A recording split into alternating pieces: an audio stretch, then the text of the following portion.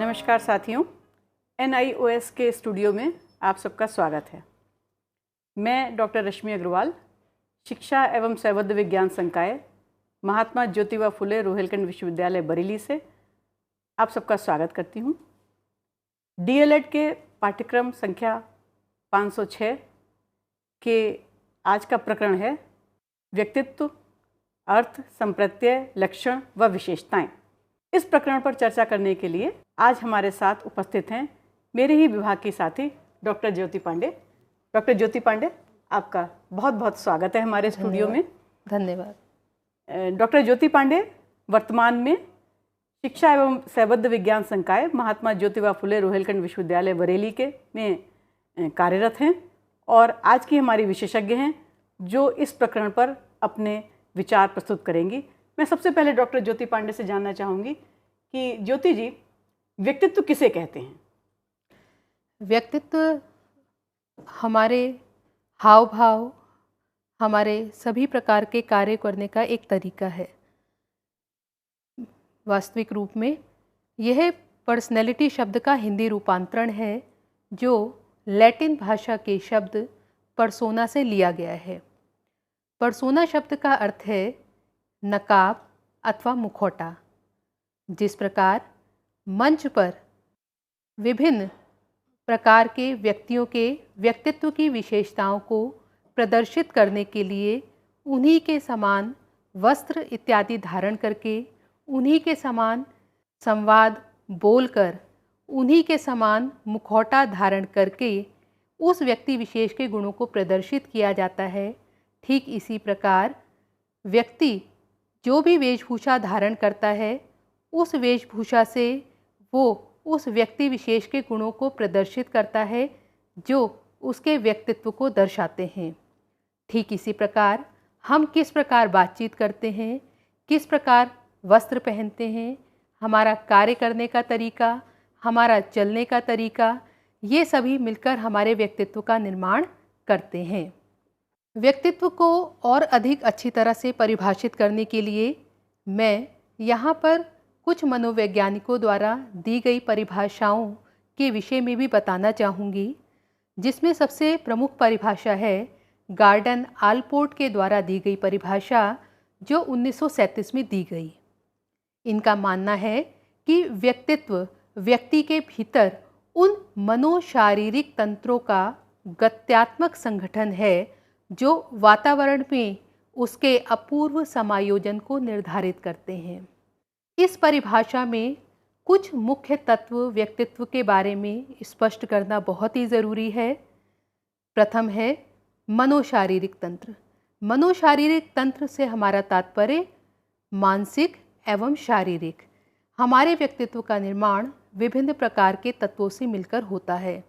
मानसिक तत्व जितने महत्वपूर्ण हैं, शारीरिक तत्वों का भी उतना ही अधिक योगदान व्यक्तित्व के निर्माण में होता है। साथ ही साथ ये एक गत्यात्मक संगठन है। गत्यात्मक से तात्पर्य गतिशील होना, यानी कि व्यक्तित्व का विकास रुकता नहीं है। व्यक्तित्व सदैव नई नई परिस्थितियों में आने पर विकसित होता रहता है। हर नई परिस्थिति हमारे व्यक्तित्व में कुछ नया जोड़ने का प्रयास करती है। और संगठन का तात्पर्य विभिन्न तत्वों को मिलाकर बनाई हुई स्थिति, यानी कि व्यक्तित्व में किसी एक तत्व की भूमिका नहीं होती है, बल्कि व्यक्तित्व में विभिन्न प्रकार के तत्व एकीकृत होकर, संगठित होकर मिल जाते हैं तथा गतिशील रूप से हमारे व्यक्तित्व का विकास करते रहते हैं। और सबसे मुख्य बात अपूर्व समायोजन। समायोजन का तात्पर्य होता है अनुकूलन, यानी कि हम किस प्रकार अपने वातावरण से अनुकूलन स्थापित करें। यानी कि कुल मिलाकर व्यक्तित्व व्यक्तियों के वातावरण से समायोजन करवाने का एक ऐसा माध्यम है जो सदैव गतिशील अवस्था में रहता है। इसी संदर्भ में मन के द्वारा व्यक्तित्व को एक अलग रूप में परिभाषित किया गया। उनका मानना था कि व्यक्तित्व व्यक्ति के अपने गठन, व्यवहार के तरीकों, रुचियों, क्षमताओं का विशिष्ट संगठन है। इस संगठन के अंतर्गत मन ने व्यवहार के विभिन्न तरीकों, रुचियों और क्षमताओं को भी शामिल किया। तो इस प्रकार संक्षेप में व्यक्तित्व किसी भी व्यक्ति की शारीरिक, मानसिक, भावात्मक, नैतिक एवं आध्यात्मिक स्वरूप की संपूर्णता है। अर्थात व्यक्ति की शारीरिक जितनी भी विशेषताएं होती हैं, वो लंबा है, छोटा है, बड़ा है, या उसके जितने सारे भाव हैं, उसके मानसिक विशेषताएं, मानसिक दक्षताएं, उसका नैतिक विकास, उसका आध्यात्मिक विकास, ये सब मिलकर किसी भी व्यक्ति का व्यक्तित्व निर्माण करते हैं और इन्हीं सब तत्वों से मिलकर व्यक्तित्व अपनी संपूर्णता को प्राप्त करता है। इस प्रकार व्यक्तित्व किसी भी व्यक्ति की संपूर्ण गुणवत्तात्मकता कहलाती है, ताकि उसमें सभी तत्वों का संगठित रूप में समावेश हो। ज्योति जी, आपने व्यक्तित्व का अर्थ बताया कि व्यक्तित्व किसे कहते हैं। अब ये बताइए कि व्यक्तित्व की प्रकृति के बारे में कुछ प्रकाश डालिए कि कौन कौन सी प्रमुख विशेषताएं हैं व्यक्तित्व में जो पाई जाती हैं, कृपया उन पर कुछ प्रकाश डालें। जैसा कि मैंने बताया कि व्यक्तित्व संगठित रूप में ही विकसित होता है, इसी वजह से व्यक्तित्व की सबसे बड़ी विशेषता है कि व्यक्तित्व में विभिन्न प्रकार के गुणों का समावेश होता है और जो व्यवहार की विभिन्न विशेषताओं में हमें दिखाई देता है। जिस प्रकार का व्यक्ति व्यवहार करता है, उस व्यवहार को देखकर ही हम उसके व्यक्तित्व के विषय में जान सकते हैं। यदि व्यक्ति अपने इन गुणों को अच्छी तरह से प्रदर्शित करता है, सही स्थिति में प्रदर्शित करता है, तो हम ये मानकर चलते हैं कि उसकी व्यवहारिक प्रवृत्तियां सकारात्मक है, अतः उसका व्यक्तित्व भी सकारात्मक है। हर व्यक्ति के व्यक्तित्व में जो गुण पाए जाते हैं, कुछ गुण आंतरिक होते हैं और कुछ गुण बाह्य रूप में विद्यमान होते हैं। आंतरिक और बाह्य गुणों का प्रदर्शन व्यक्ति आवश्यकता के अनुरूप करता है। धीरे धीरे करके ये सभी गुण व्यक्ति के व्यवहार में स्थायी रूप से परिलक्षित होने लग जाते हैं। लेकिन इन सभी गुणों का परिलक्षित होना और इन सभी गुणों का विकसित होना दो मुख्य तत्वों पर निर्भर करता है। ये दो मुख्य तत्व हैं वंशानुगतता एवं वातावरण। वंशानुगतता से तात्पर्य है अपने माता पिता, अपने पूर्वजों के अनुसार व्यक्ति के व्यक्तित्व में गुणों का समावेश होना और साथ ही साथ जिस प्रकार के वातावरण में व्यक्ति रहता है, उस प्रकार के वातावरण का संपूर्ण प्रभाव हमें उसके व्यक्तित्व पर दिखाई देता है। यदि बालक का विकास एवं पालन पोषण सकारात्मक वातावरण में होता है, तो उसमें सभी प्रकार के सकारात्मक गुणों का विकास हो जाता है। लेकिन यदि बालक ऐसे वातावरण में पोषित होता है जो नकारात्मक है, तो हम चाहकर भी उस वातावरण के प्रभाव को उसके व्यक्तित्व से दूर नहीं कर सकते। साथ ही साथ व्यक्तित्व सदैव गतिशील रहता है। हमेशा हम अपने वातावरण से, अपने आसपास के व्यक्तियों के व्यक्तित्व से, उनके व्यवहार से, अपनी परिस्थितियों से विभिन्न प्रकार के नए तत्वों को, नए गुणों को अपने अंदर शामिल करते रहते हैं और इस प्रकार हमारा व्यक्तित्व सदैव विकास की ओर बढ़ता रहता है। किसी भी व्यक्ति का व्यक्तित्व उसके व्यवहार का मापन माना जाता है। यदि व्यक्ति जिस प्रकार का व्यवहार समाज में व्यक्तियों के साथ या कोई भी छात्र कक्षा में अध्यापक के साथ, अपने माता पिता के साथ जिस प्रकार का व्यवहार करता है, उस व्यवहार को हम माप सकते हैं। इसके लिए विभिन्न मनोवैज्ञानिक उपकरण हमारे पास उपलब्ध हैं, जिनका प्रयोग करके उसके व्यवहार का मापन किया जा सकता है। लेकिन साथ ही साथ जो है, जहाँ एक और वंशानुगतता और वातावरण महत्वपूर्ण तत्व हैं, महत्वपूर्ण विशेषताएं हैं किसी भी व्यक्ति के व्यक्तित्व की, वहीं जो है प्रेरणा, पारितोषिक आदि कुछ ऐसे तत्व भी हैं जो व्यक्ति के व्यक्तित्व पर प्रभाव डालते हैं। यदि कुल सभी तत्वों को मिलाकर देखा जाए तो व्यक्तित्व पर समग्रता का पूर्ण प्रभाव पड़ता है। विभिन्न शारीरिक, मानसिक, भावात्मक, नैतिक, आध्यात्मिक सभी तत्वों को समग्र रूप में मिलकर ही हमारे व्यक्तित्व का विकास संभव होता है और हमारा व्यक्तित्व समग्र रूप से हमारे समक्ष, बालक के समक्ष, कक्षा की उचित परिस्थितियों में माता पिता के समक्ष विकसित होता जाता है। और इन सब के फलस्वरूप ही विभिन्न प्रकार की विशेषताएं व्यक्तित्व में हमारे विकसित होती रहती हैं। इन विशेषताओं में सबसे प्रमुख विशेषता है आत्मचेतना। आत्मचेतना का तात्पर्य है कि हम अपने अस्तित्व के बारे में जानें। हर व्यक्ति जाने कि उसमें क्या विशेषताएं हैं, क्या गुण हैं। कई बार हम आसपास ऐसे व्यक्तियों को देखते हैं जो अत्यंत गुणवान होते हैं, परंतु उनको इसकी जानकारी नहीं होती। कई छात्र हमारे समक्ष कक्षा में विभिन्न प्रकार के गुणों से युक्त होते हैं, लेकिन उनके उन गुणों की पहचान कर पाना कई बार उनके स्वयं के लिए या उनके माता पिता के लिए भी संभव नहीं हो पाता। इस वजह से उन गुणों का विकास पूरी तरह से नहीं हो पाता और उनका व्यक्तित्व कुसुमायोजन की ओर भी बढ़ सकता है। तो व्यक्तित्व की सबसे बड़ी विशेषता है आत्मचेतना। व्यक्तित्व की दूसरी विशेषता है सामाजिकता। हम एक सामाजिक प्राणी हैं, मनुष्य एक सामाजिक प्राणी है और हमारे व्यक्तित्व का अधिकतर विकास सामाजिक अंतरक्रिया के फलस्वरूप ही होता है। हम समाज में व्यक्तियों से जितनी अधिक अंतरक्रिया करते हैं, कक्षा में छात्र दूसरे छात्र से, कक्षा में छात्र अपने शिक्षक से अथवा अन्य शिक्षकों से जितनी अधिक अंतरक्रिया करता है, हमेशा उसमें नए नए गुणों का व्यवहार, नए नए गुणों का विकास होता है तथा उसमें सामाजिकता के फलस्वरूप उसका व्यक्तित्व निखर कर हमारे सामने आता है। ठीक इसी प्रकार व्यक्तित्व की तीसरी विशेषता है सामंजस्य स्थापित करना। जो व्यक्ति अपने आसपास के वातावरण में, अपनी सामाजिक स्थितियों परिस्थितियों में, सकारात्मक व नकारात्मक स्थितियों में जितना अधिक अच्छी तरह से अनुकूलन स्थापित कर लेता है, वो व्यक्ति अपने व्यक्तित्व को उतनी ही अच्छी तरह से विकसित करने में स्वयं की मदद स्वयं से ही कर पाता है।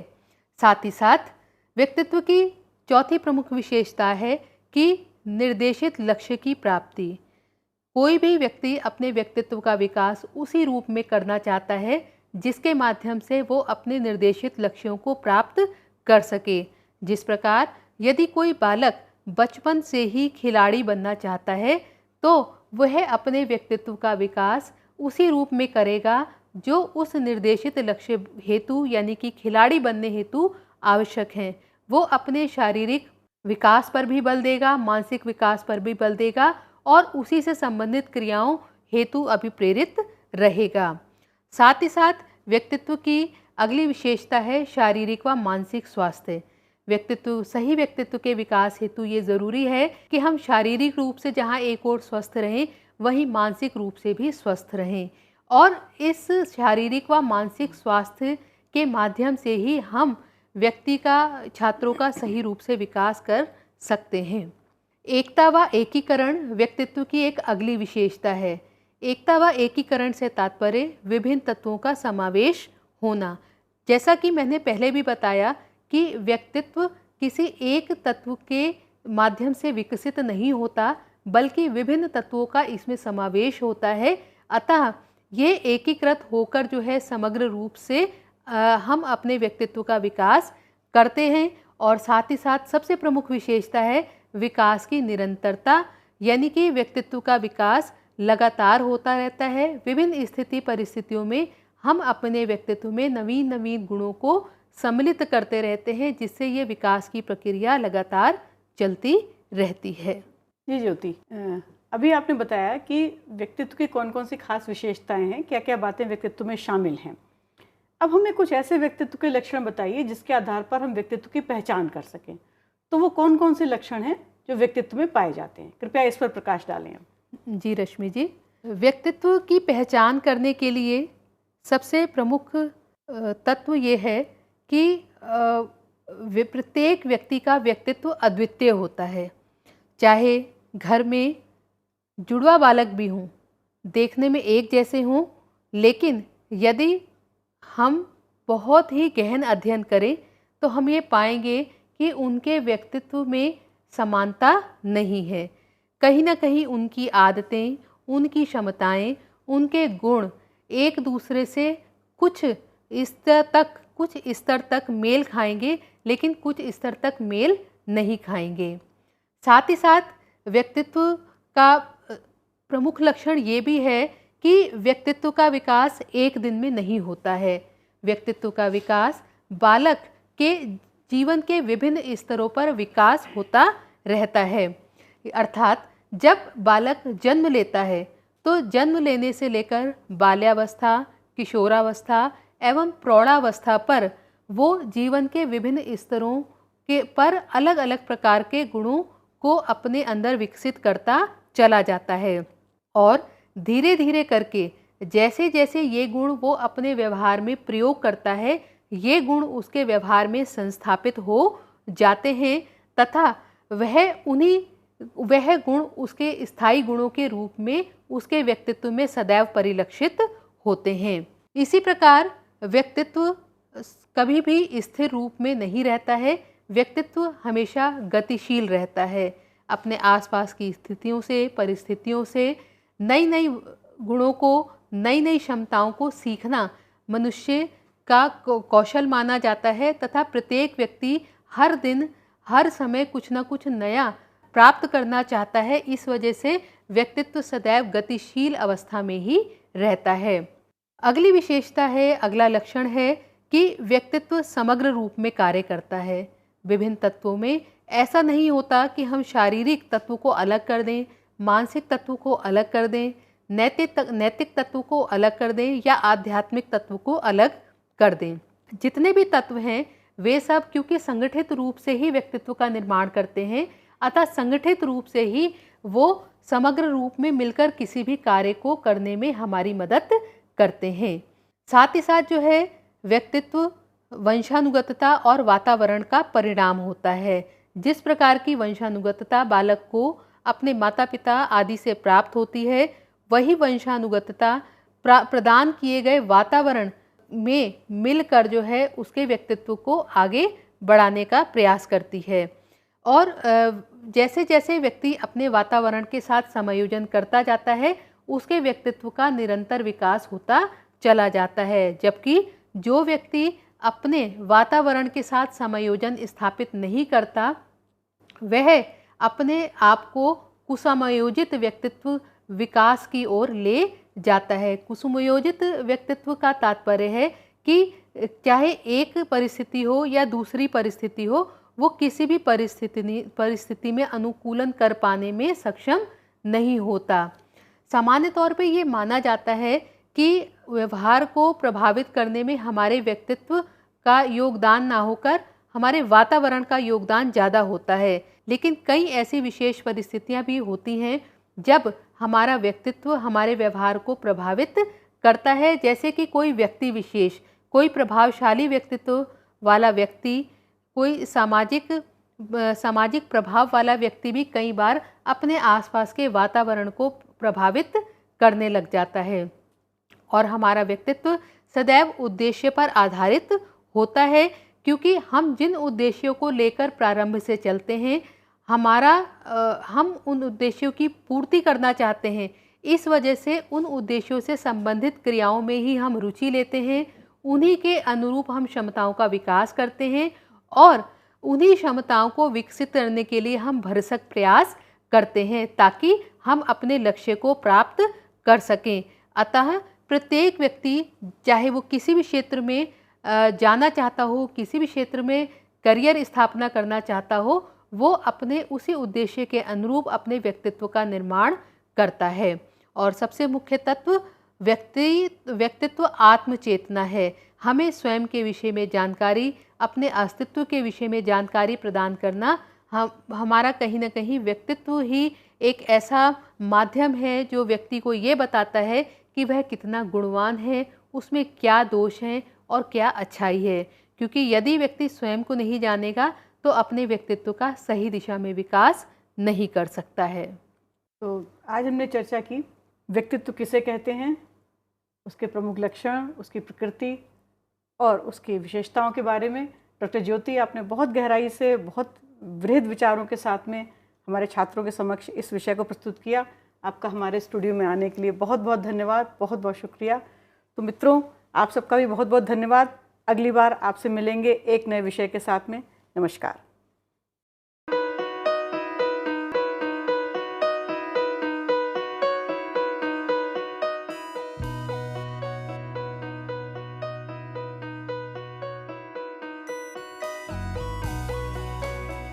पच्चीस साल का लंबा सफर और लाखों लोगों के चेहरों पर खिलती मुस्कान, गर्व और गरिमा से जीने की प्रेरणा देती मुस्कान, आत्मसम्मान और विश्वास से पैदा हुई मुस्कान। इन खिलते चेहरों पर ये मुस्कान आई है शिक्षा के जरिए। ये मुस्कान आई है national institute of open schooling यानी NIOS के जरिए। National institute of open schooling या राष्ट्रीय मुक्त विद्यालयी शिक्षा संस्थान, इस संस्थान का एक बड़ा उद्देश्य है आम आदमियों के जीवन को बेहतर बनाना। ऐसे लोग जिनके लिए शिक्षा एक दूर का सपना है, या वे बच्चे जो परिवार की रोजी रोटी कमाने के लिए बीच में ही स्कूल छोड़ने पर मजबूर हो जाते हैं। NIOS ऐसे बच्चों और बड़ों को दोबारा शिक्षा से जुड़ने का मौका मुहैया कराता है ताकि वे एक बेहतर जीवन जी सकें। 1989 में स्थापना के बाद NIOS ने देश के लाखों बच्चों और वयस्कों को बेहतर शिक्षा से जोड़ा है। इनमें हर उम्र, हर पृष्ठभूमि, हर जाति, हर मजहब और हर क्षेत्र के लड़के लड़कियां, महिलाएं और पुरुष शामिल हैं। बढ़ई से लेकर पायलट, डॉक्टर, इंजीनियर, बेकर और दर्जी तक NIOS कोशिश कर रहा है सबको शिक्षित और सशक्त बनाने की, चाहे वो असम के दूर दराज इलाके में रहने वाला हो या फिर मुंबई जैसे महानगर का। NIOS ने अपनी मौजूदगी हर जगह दर्ज कराई है। NIOS ने शिक्षा की परंपरागत सोच को ही बदल दिया है। वो पढ़िए जो हम पढ़ाते हैं की जगह NIOS की नई सोच है, हम वो पढ़ाते हैं जो आप पढ़ना चाहते हैं। इस नई सोच ने लोगों को आगे बढ़ने और NIOS के साथ जुड़ने के लिए प्रोत्साहित किया है। शिक्षा उपलब्ध कराने के मामले में NIOS किसी सीमा को नहीं मानता, उम्र की सीमा को भी नहीं। चंडीगढ़ के गणेश के लिए भी NIOS एक वरदान साबित हुआ। NIOS शारीरिक रूप से अक्षम बच्चों को भी बेहतर शिक्षा मुहैया कराने के लिए पूरी तरह प्रतिबद्ध है। ऐसे बच्चों के लिए शिक्षा न केवल रोजगार के द्वार खोलती है, बल्कि उन्हें आत्मविश्वास और गर्व के साथ जीना भी सिखाती है। NIOS खेल के इन सितारों को उनकी सुविधा और समय के अनुसार बेहतर शिक्षा उपलब्ध कराता है। मेरी कॉम, सोमदेव देववर्मन, देविका रेबेका पल्लिकल, अरमान इब्राहिम, प्रद्युमन प्रकाश और अमय जोत सिंह।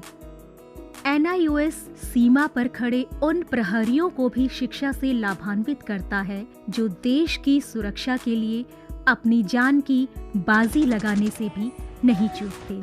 सच तो ये है कि NIOS की पहुंच हर ओर रहती है, चाहे वो दूर दराज के आदिवासी हो या जेल की कोठरी में बंद कैदी या फिर ग्रामीण और शहरी क्षेत्रों के गरीब निवासी।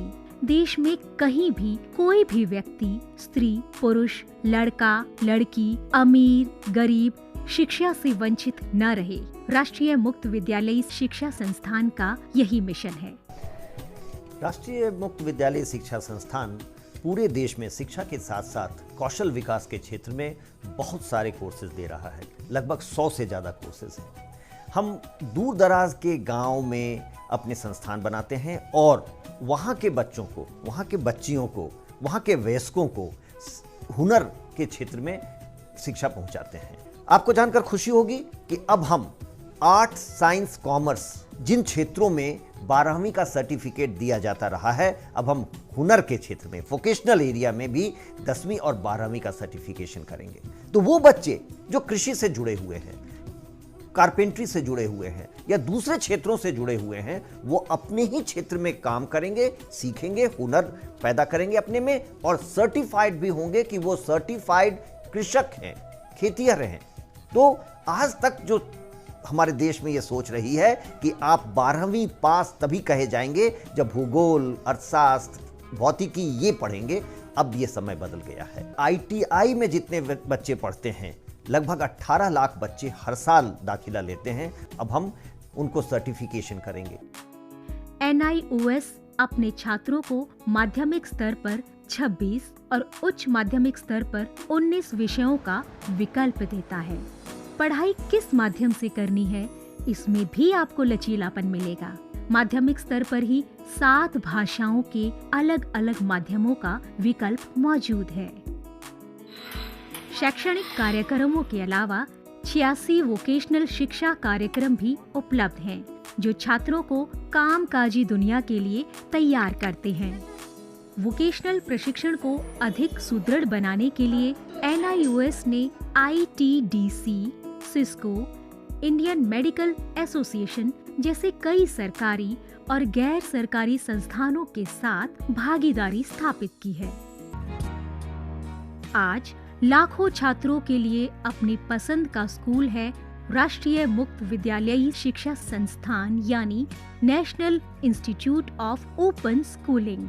NIOS ने एक लंबा सफर तय किया है, लेकिन मंजिल अभी दूर है। निरंतर विकास और नवीनीकरण के लिए NIOS सदैव प्रतिबद्ध है। शिक्षा का उद्देश्य महज रोजगार जुटाना ही नहीं है, बल्कि स्वयं को सशक्त बनाना भी है। NIOS लाखों छात्रों के लिए यही आत्मसम्मान दिलाने में जुटा है। लाखों लोगों के लिए एक आशा और उम्मीद है। National institute of open schooling. शिक्षा सबके लिए, कहीं भी, कभी भी।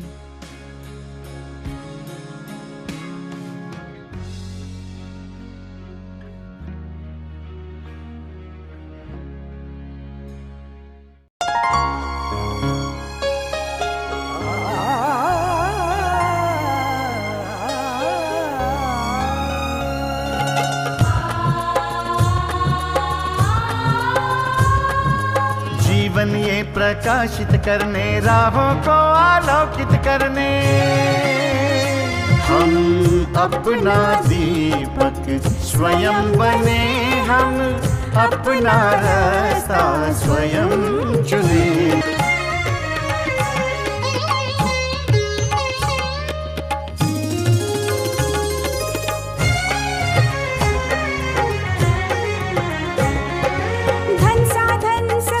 सीमा से विद्यालय जो मुक्त हो, संसाधन समय की सीमा से विद्यालय जो मुक्त हो। कभी पढ़े हम कहीं पढ़े, वे विषय की लोच से युक्त हो। मित्रों हम उठे और जागे,